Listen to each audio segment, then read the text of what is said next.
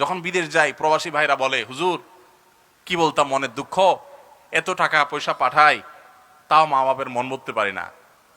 কি যে বিদেশ করো বাবা, তোমার কত পরে গেছে অমুকের ছেলে, পুরো এলাকা কিনে আলেস, পুরো এলাকা কিনে আলেস। আহা, চাচারা বাবাজিরা কান খাড়া করে শুনেন, কিয়ামতের ময়দানে জাহান্নামে ওই ছেলেকে ফেলানোর আগে আপনাকে উপর করে ফেলানো হবে। কারণ আপনি আপনার ছেলেকে চুরি করতে বাধ্য করেছেন। ওই স্ত্রীকে আল্লাহ তাআলা আগে নিক্ষেপ করবেন যে স্ত্রী তার স্বামীকে চুরি করতে বাধ্য করেছে, কারণ তার অপরাধটা আগে হয়েছে। ভাইরা আমার, সৎ মানুষের কোনো দাম এই সমাজে নাই। রাস্তা দেখবেন অমুক ভাই তমুক ভাই সালাম আলাইকুম সালাম আলাইকুম, তাই না?